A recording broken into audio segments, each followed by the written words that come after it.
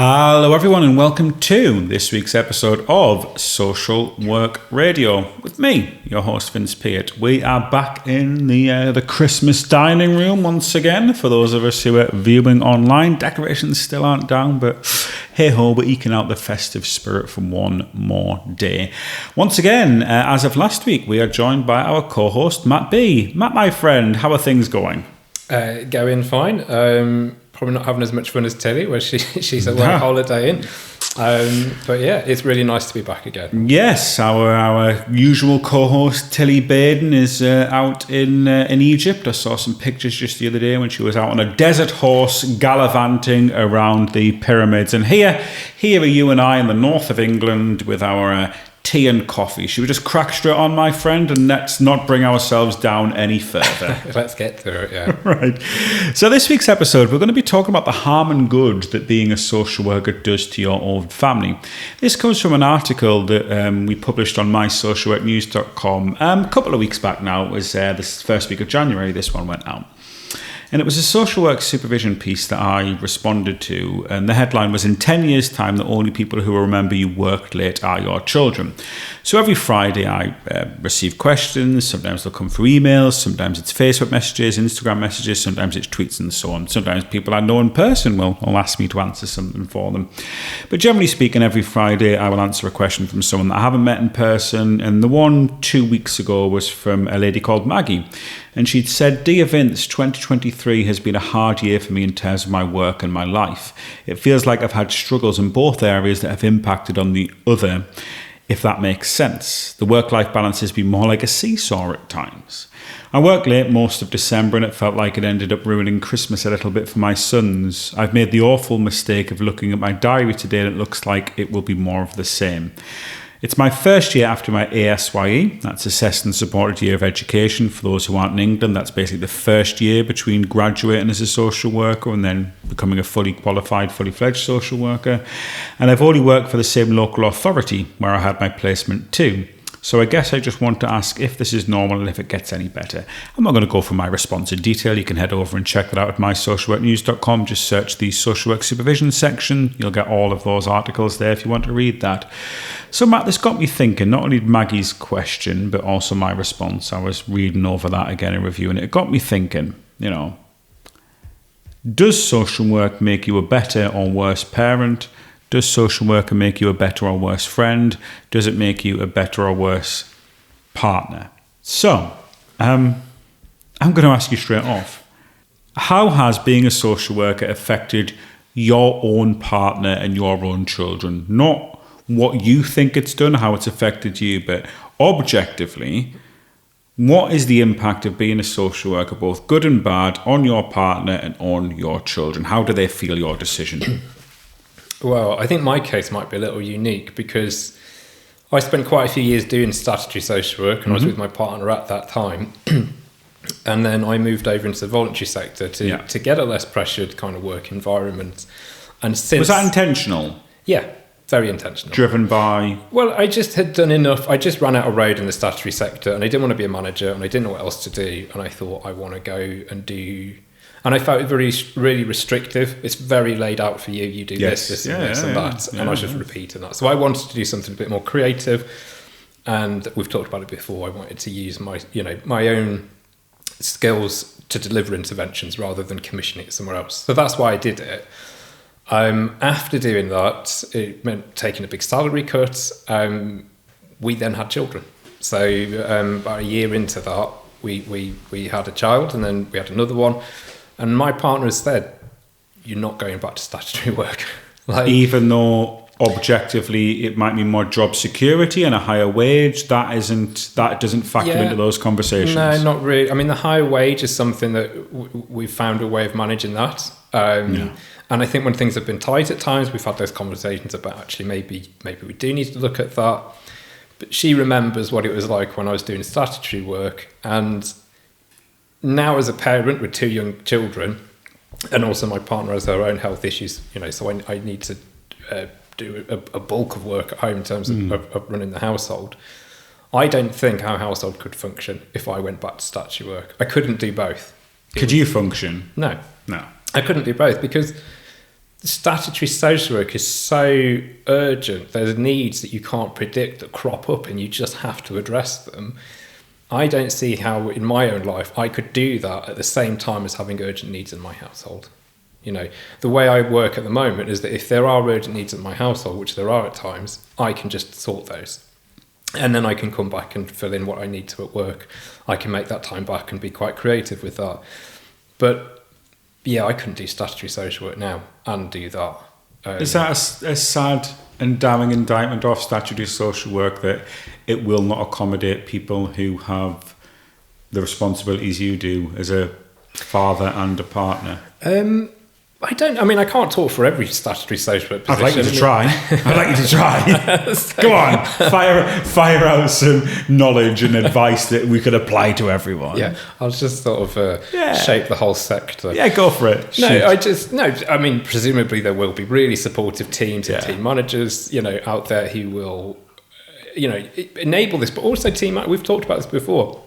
They're working within a system that they don't control. Yes. And that says what has to happen and when. We spoke about this on last week's show. Exactly. Of course. Exactly. So even if you have a great manager like Tilly, Tilly's a manager, conceivably I could go work for Tilly. She's very caring. She wouldn't employ me, I've tried. She'd employ you. I've tried, she wouldn't employ me. But she's very caring, kind, compassionate. She's exactly the kind of manager who would definitely try and take good care of you. But even Tilly would be constrained by Care Act legislation, what needs to happen and when it needs to happen. And if you've got an urgent situation occurring where there's a vulnerable person who needs care urgently, that has to come first as a manager. And I wouldn't actually be able to do that, because if I have an urgent issue at home that I need to attend to, I need to be able to go and do that. And I can't, from my 10 years of working in those services, I can't see how that's compatible for me. I couldn't do it. I don't think I could do statutory social work. Maybe in a couple of years' time, my children are older and maybe my partner gets a bit better. I could, but not now. So you just couldn't do it. And what would the impact be though? So that's more of a general thing. If you were to, and obviously you don't want to go into too much personal detail here, of course not, but how would your children and your partner feel it if you did go back into those jobs? It just wouldn't work. It would just be impossible. In my own personal life, I think they would feel very alone, and not necessarily. abandoned's a big word, but it would. I get what you're saying. It would be, the way that it works is that, particularly if you have I've got a 2-year-old and a soon-to-be 5-year-old. When they need something. They can't understand why you're not there, and they can't understand where you are or what's going on. They don't get the concept of work and what else is happening. So all they know is they need a parent, and the parent needs to be there. So I couldn't see how it would actually function. Like, they would feel there'd be no way to explain it, I think. Particularly since they're not used to it. They're used to, I do a lot of homework, and they're used to daddy being in an office. In the house. Yeah. I say an office, it's a nursery. and I have a corner of it. But they know that you're in their office. Yeah, exactly. Essentially your hot desk and your desk sharing with a toddler and a child. Exactly. I move Peppa Pig out of the way and do my work. Be interesting when you've got team meetings then, I imagine. Well, I do training sessions. I have children entering my training sessions at times. That's nice. It is. It's the way that it is. I like it. And it's quite nice because the audience understands this is the world we live in. Well, a lot of them will be in a similar position, won't they? Yeah, and but that's the point. I can do that in a training session. There's no way I could go out of the house, go and do an assessment somewhere in a hospital, and be available at home at the same time. Do you think some people make the mistake of trying to have it all and trying to juggle both, and then both work and family life not being good enough because of that?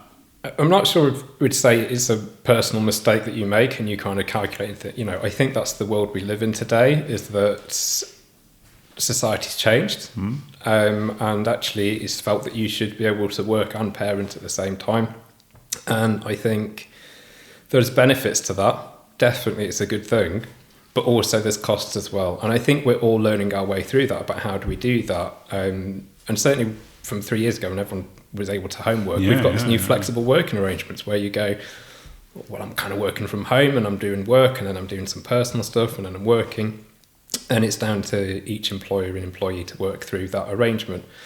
I think the key for me is in social work, that responsibility is so intense in terms of you have the welfare of people in your hands, and it's down to you to deliver the service. But you have the welfare of your children and partner in your hands as well, don't you, Matt? And there's the clash. And that is exactly the clash. So, and I think that's particularly difficult for social workers, because I don't know if it was, I think it was one of those articles that you plugged at the beginning there, talked about it being a lonely profession, or I read, I'm sure it was in one of those.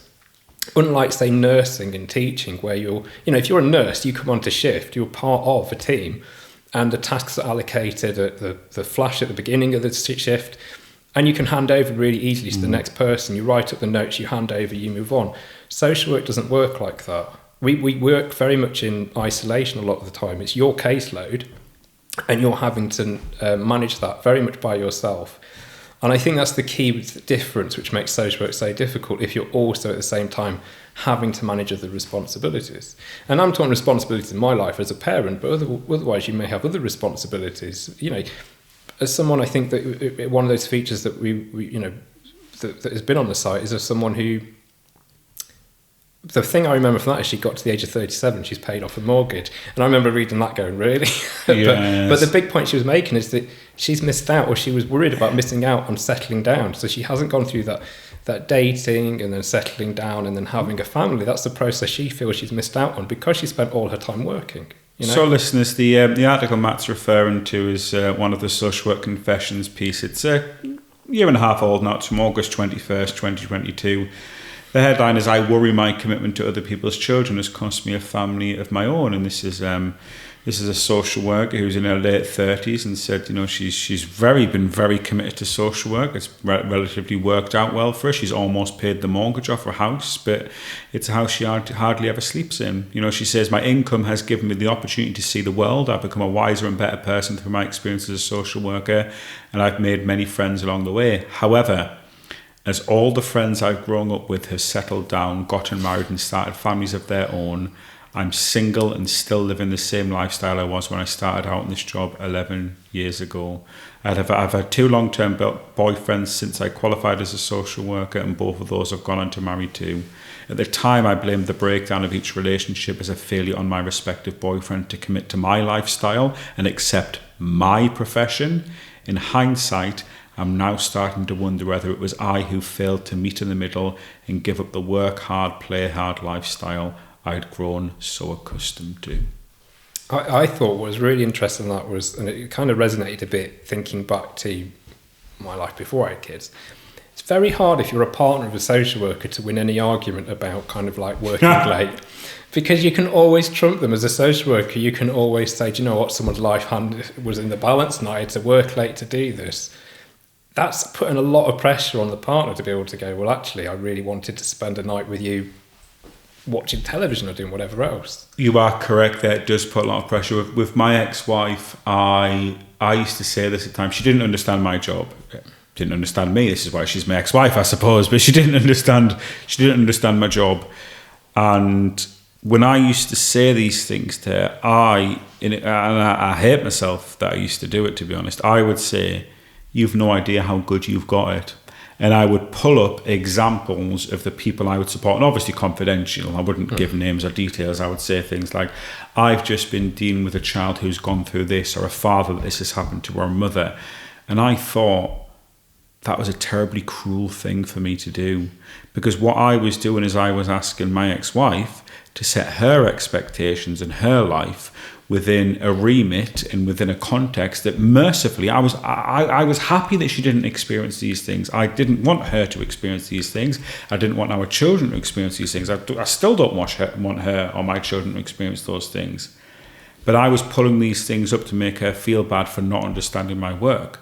And I thought I look back and that was cruel. I should never have done that. But I think that's what we do. I think it's because we do it to ourselves. We go, well, I can't look after myself, or I'm not worth looking after because I'm actually having to sacrifice myself for... Physician, heal thyself. Well, yeah. So, but you're kind of going, okay, well, I can't do that because in older people's services where I worked for a while, it was like, I've got an old person who's in hospital and the person that they cared for is at home with no one to look after them. But how many times do you do that? How many times can you do that? Where's your capacity? When does that wear out? Well, that was the thing. And this is the thing where you would justify to yourself and go, well, of course I can't have an evening to relax because I've got to do this. And you kind of explain it to yourself that way, but then you explain it to your partner in the same way to say, well, of course I can't come for a date or go for a meal out because I've got to save the world. Can't you see this way? And that's it. I laugh there, but that's what it is. Yeah. It's a saviour complex. Exactly. And it can be toxic. And it also gives you a license to be really bad company, because then you can be grumpy, you can be tired, you can be short-tempered, you can be fed up, and you can go, but it's okay for me to feel like this and behave like this because you don't understand. It's not your fault. You can blame someone else. You can blame the job. But it is your fault, is it not? Yeah, you shouldn't. It's not a justification for this stuff. At the end of the day, and that's why I wouldn't go back to statutory work at the moment, because... Did it make you a worse person? I put down, when I was looking at the show notes for the start, I was thinking, I've put down, it made me a worse partner but a better parent. Social work has. Social work has, yeah. Let's talk about that then. Let's start with parent then. Has social work made you a better or worse parent, and why? Well, like I just said, I think it's made me a better parent, in part because I'm not in statutory services now. Right. Tell me what social work has given you that's improved your fathering. I've learned a lot from the casework I've done. So particularly now I work in addiction service, and I did a lot of work in mental health services as well. A lot of that is trying to unpick problems in people's lives and understand what's happened here. How is someone struggled in this way, and what's happened to this person? And predominantly you were going back to their childhoods and going, do you know what? You really started to learn and understand the events in someone's childhood really shape their life. Mm-hmm. And a lot of that comes down to their parenting and who's parented them, or who's fulfilled the role of a parental figure, should I say. So it's really taught me a lot it's almost made me paranoid, really, to my own children to go, oh, hang on, what lifelong consequences come from this? But it puts the pressure on. But it's that big lesson, that kind of understanding of to be present in the lives of your children, to be consistent with them as well, and to be engaged with them, to show that kind of interest. And it's really, even small stuff. So we've just had Christmas holidays, things like that. I have to catch myself to make sure I'm not on my phone when I've got my kids with me. That's good. That's good that you catch yourself. But that comes back to my social work stuff. It's that thing of, this isn't me being present with them. Being present with them isn't being in the same room as them. It's actually playing with them. Yeah. It's actually it's active. It's active presence, not just physical. And that's why I'm shattered from the Christmas break, because it is a lot of playing, but it's also, it's not about just putting them in front of a television and then you're on your phone looking at whatever you're looking at.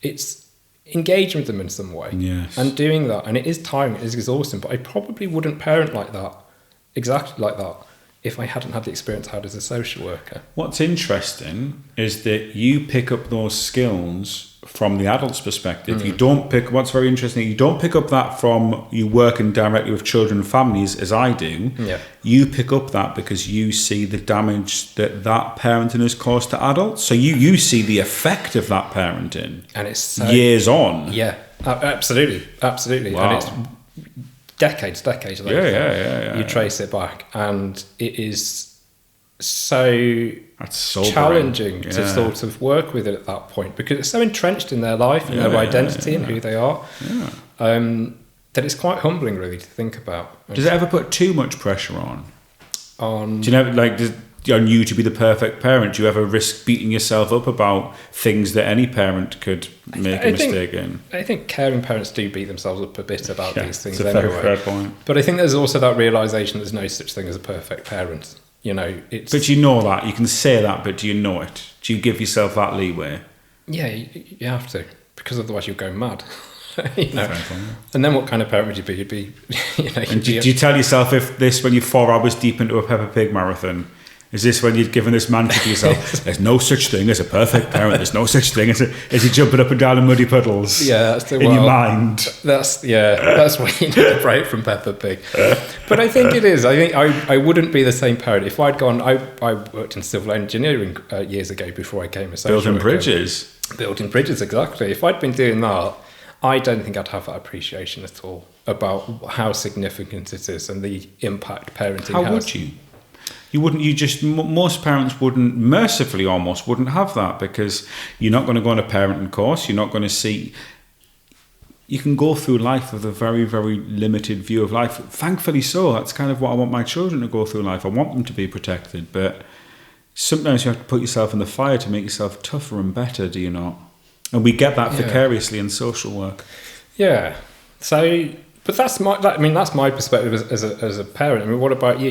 You've done a very different strand of social work to me. Yes, I am an immeasurably better parent for being a social worker, because coming from my aspect of social work and child protection, not only do I see parents, so I don't learn from the damage done. I don't learn from the mistakes of avoiding what could happen.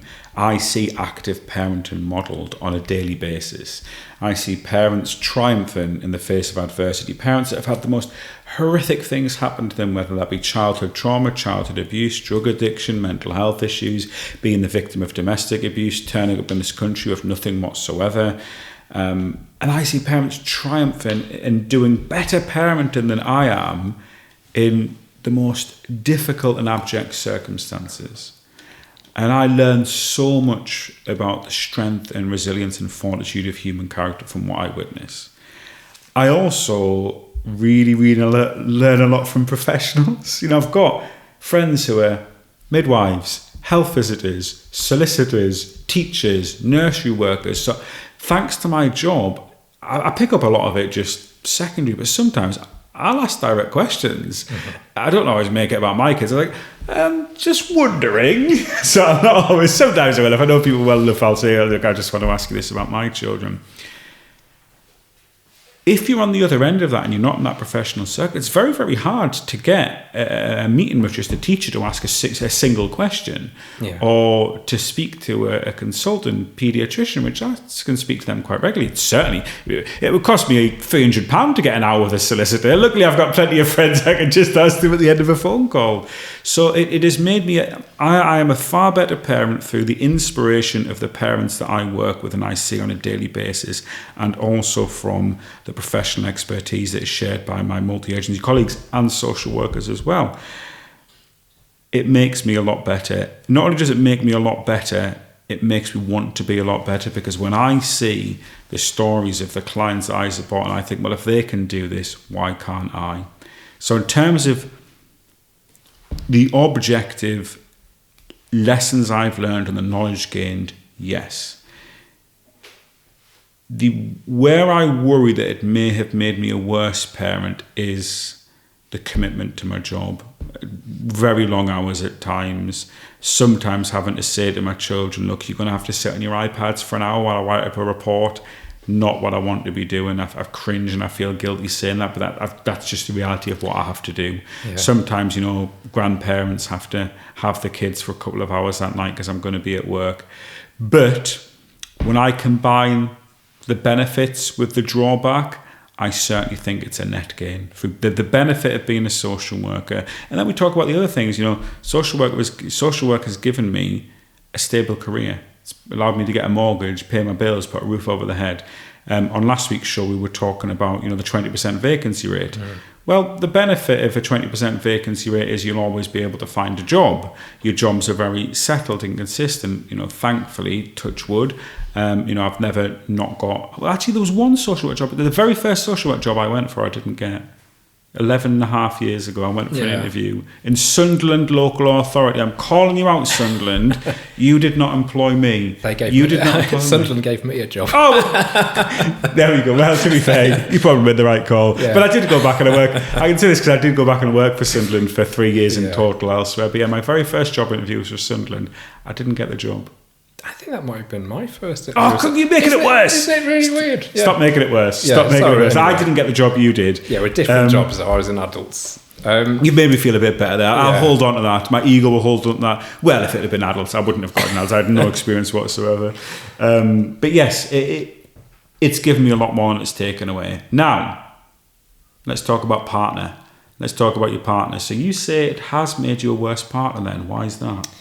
Well, to go back to some of the other stuff we were talking about, I guess the sort of feeling of entitlement that what I do is so important that everything else is secondary to this. Even your relationship. Yeah. Because you put yourself second. If you put yourself second to your job, which many social workers feel like they must do, and at times, really, you must do to be able to deliver the job, your relationship's part of that. And I think it's hard. We talked about being present in the lives of your children and having to be there, but it's also about being present in the life of your partner. And that's not just actually being there with them, but when you're with them. Really being in the room. Instead of having your head swimming around about work and things like that. So, my partner's had to, miss out on things because I'm not available. When I was doing statutory work, I'd be working late. I used to do the AMP work, so approved mental health practitioner. That's out of hours a lot, isn't it? Yeah, so I remember one of those call came in at 4:00 in the afternoon. I didn't get back till 3 a.m. So that completely wiped out that evening, but also wiped out the next day. And she'd be worried about you. Well, yeah, she just had to. I don't know. But it's worrying if you're sat at home and your partner's out doing that. You don't know when they're going to be back. And let's get this straight. AMP work, it can be pretty risky at times. Yeah, I think she'd got used to it by that point, so she just went to sleep. If he's back, he's back when he's back. She's handling it stoically then. Yeah, but the point is, at the end of the day, that has a knock-on effect. Of course. What we have planned changes, and the next day changes as well, because you're out of whack. There's an element of chaos there as well. You can't plan because that phone could go at any time. Yes, yeah. I mean, you knew when you're on duty, so you knew it might be on those particular days. But also there was, her point of view as well was she didn't like me working in that sector at that time. That was forensic work. So this was sort of working with people who maybe committed murders and things like this. So it actually, to be honest with you, was probably a lot safer than, I would say it's probably a lot safer than a lot of the social work that happens. You know the risks. You're aware of the risks. And you know what you're dealing with. Yeah, and it's got the word forensic on it, so we're really careful around it, and it's very tightly regulated. So I actually think it's safer. Yeah, but it has. I would agree. Yeah, but that was a worry for her. So, when we talk now sometimes about, do I go back to this? She remembers. She doesn't want me to go back to that. Yeah. So there is that worry, but certainly, I think, as I was saying, it gives you a license to maybe be less of a nice. You can't be as nice as a person if you're tired, you're stressed, you're overworked, you're worried about managing your commitments. Maybe you feel lots of guilt because you haven't actually managed to do everything you want to get done, and you worry about the people who are. Social workers carry this with them, this feeling of I'm letting people down because I'm not actually able to deliver everything I want to, and it isn't actually their fault. But you internalise it and you live with that, and that inevitably comes out in your life elsewhere. So you are more tired, you are more irritable. I've talked before, not that I'm going to say that I never would say I've had a drink problem before, but I used to drink after work to cope with the stress of working, years ago. That would have a knock-on effect, So I can't think in any way how it would make me a better partner, if I'm honest. Have you ever been accused of social working your partner in an argument, or have you ever been accused of using social work techniques on her? Well, I can't win any argument with my partner. So actually, she's so good at arguing. I take that and take it into my work. So you learn from her? I learn from her. Wow, excellent. So she wants me to social work assess people, though. So when we meet people, she goes, right, what do you make to that person then? So give me the, because obviously I did mental health stuff. So you're doing on-the-spot diagnosis, street social work. She wants the inside take about, and you go, well, that's not really how assessment works. Does she think you just read the mind? Yeah, Darren Brown. Yeah, you've got this mixed up with clairvoyancy. It's not that. To be fair, we often expected to predict the future in social work. So many people have. But I don't think. Yeah, no, I couldn't do. I mean, I don't bring that into. I wouldn't. I mean, you can't help. One of the things, not social work assessment skills, but one of the things that has come into my personal life that irritates the life out of her, and still does to this day, is time management. Since becoming, I've learned... You time manage your personal life. You can't help yourself, because in your professional life, you have to go, how do I get 15 hours work into 8 hours correct. today? You've got a time box. So you time box, you time manage, you do this, you rationalise. How does she handle being agendaed? She hates it. And I can't help myself. Like, I'll give you an example. This is quite embarrassing, but I will tell you it. So... and this is going to make me look terrible, but she's like, for instance, come home and she's going to be making tea or something, and if she's going to make something with pasta, this is going to get into details here anyway, but I like it. Like, time management wise, you go cook the pasta while you make the sauce, and then you're halving the time. Yeah, it's on the hob, it's cooking away. It's not how she cooks. so she'll cook the main thing and then go and do the pasta. You lose 10 minutes doing that. Now if I wasn't a social worker, that wouldn't matter. But in a social work head, you're like, 10 minutes? What could you do in those 10 minutes? This is the reason why social workers type up case notes while in Teams meetings. Yeah, absolutely. Exactly. That's the pasta. Exactly. Next time I'm doing that, I'm going to be thinking, I'm cooking the pasta while the ragou's on the go. Yeah. That's what I'm doing. It drives her mad and it drives me mad. And either drives her mad because she doesn't do it, and drives her mad because you want her to do it. I have to learn not to say stuff, like, because it's just like, why would you want your partner to be pointing out cooking techniques to you? Like, you're not helping her. You're trying to help. She's good enough to be cooking tea. She doesn't need me walking and going, "Oh, I don't think you're doing it quite right. You could save 10 minutes if you do it like this." Like, she doesn't need that. And to be honest, you're right. When you put it that way, she doesn't need that. And the thing is, if I'm not working too hard, I'll know not to say that. But if I'm working too hard, yes, I will come out with this and go, "Oh, have you thought about doing it that way?" And you don't have the capacity. This goes under the list of things not to say to your partner, who's probably also been doing 10 other things at the same time, including childcare. And that's what I bring into my personal life that I don't need that, and she certainly doesn't need it. So better parent, yes. Worse partner. But at the expense of potentially not being as good a partner. Yeah, I would be a much better partner if I just was very rich and didn't have to work and could lounge, had leisure time. Yeah. I'd rather have a man like that as well. Tell me about it. Yeah. How about your take on that? Well, my ex-wife and my current girlfriend might have very different views on that. That's all I might say on that one. I might just leave it there. On a serious note, being a social worker has helped me live more in the moment. I'm far more present with people. I think I'm a better person. I know I'm a better person being a social worker, not only for what I see at work, not only for the many friends such as you that I've made throughout this journey in my career, but also for the personal development that it's given me. I'll read things and I'll get advice and I'll get tips. So it's made me a better person. I think it's made me a more authentic person. It's made me more decent, more human, more humane, more empathetic, more understanding. I also think it can make me sanctimonious at times. And I think that can be a risk. I can almost be of the mindset, well, life out there is so bad, why aren't you enjoying what we're having right now? Mm-hmm. And I think if somebody doesn't have the same experience and same context and same understanding as you, that can risk downplaying their problems. Yeah. Because in life we all live on a spectrum in terms of, let's think there's the extremes of our life. So that's the very worst thing that's happened to us, and that's the very best thing that's happened to us. Now, if we have had a life that we lived quite narrowly a lot of the time, nothing too good's happened, nothing too bad's too happened.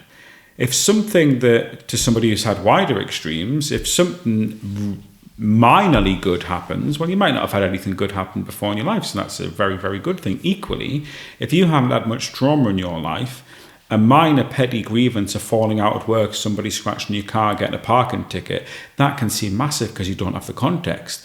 Now, as those extremes get bigger and bigger, if you've had the highest of the highs and the lowest of the lows, the general humdrum up and down of day-to-day life isn't going to move you too much.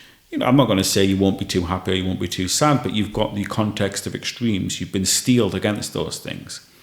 So what social work's given me is the context of some of those worse extremes without necessarily having the damage I've experienced it myself. So look, I've gone through some difficulties in my life, my childhood, my recent life, everybody has. But the vicarious bad experiences I've got have kind of pushed those extremes. So even if I go through difficulties, I can be stoic and I can ground myself by saying, well, actually, I've been dealing with somebody at work today that doesn't have a house. Mm. So, okay, our guttering needs doing, but I've been dealing with families that don't have a house.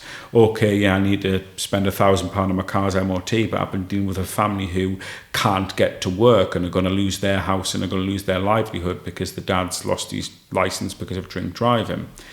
It can give you that context. Now, it benefits me, but if you're in a relationship with somebody who doesn't have those same extremes, it can risk you becoming sanctimonious, and it can risk you alienating yourself from that person because your boundaries of life and your expectations are very different to theirs. Yeah, no, I understand. I think one of the interesting things that I've noticed is the worldview you develop through social work and the contact that you have with people who are going through difficult times, is you do come to appreciate that. Yeah. And I feel like you come to accept people much more for who they are and what they're living with. Bingo. And I think that can be really tricky at times, because if someone hasn't had that experience, like I've changed a lot in 15 years of social work from that, from being, I hope, a lot less judgmental and a lot more understanding that everyone's on their own journey. And I think that can be tricky at times if, my partner has nothing to do with social work. It's not her background. It's not what she works in. So we can get into some really interesting conversations sometimes. It can get quite heated over even just news stories and things like that. We can have very different takes on it. And we can get into lots of conflict around, really, like, I'll always take, because I've worked in forensics, I've worked in addiction now, so I'm used to working with people who are involved in criminal justice. And I generally take the stance of, actually, you really need to understand that person's life to understand why they're doing what they're doing. It's not as black and white as it maybe seems. Exactly. But if you haven't had that, we have this. People do approach it in quite a black and white way. If this is a bad person doing bad things. Whereas our view is more good people do bad things. Yes. But at the same time, though, I thought, if my partner was a social worker, we might drive each other absolutely crazy, because that different worldview is also quite useful at times as well. For instance, I've probably enjoyed a lot of nice things in my life because she understands the importance of those things. Definitely. And I've benefited from that. And she almost gives that license. And if we want to do something nice and indulgent, she'll be the one that says, "Oh, let's do that, because we deserve this, to do this nice thing. That's a nice thing to do for us." For us and nobody else. That's almost that positively selfish view. There doesn't have to be an altruistic benefit to this. It's okay just to be happy ourselves. Yeah, and she appreciates that, understands that, and so we benefit from that. So it's, there's a strength to it as well. We shall end on that note, listeners. It is fine to do something if it is only for your benefit. Do not be looking for the altruistic worth in everything you do. An excellent message to end on. As always, listeners, if you want to head over any of the stories we've discussed today, head over to mysocialworknews.com. There's a search bar on the top left of your page. If you just want to search some of the headlines that we've discussed, you'll be able to find those. You can also find us on social media. I'm sure most of you follow us there anyway, but if you don't, head over to LinkedIn, Twitter, Instagram, Facebook, search Social Work News. We're back next week after 2 weeks off. Matt is off on his break, and Tilly Baden will be back to tell us all about her exciting journeys in the desert. Until next time, it's goodbye from me. And it's goodbye from me.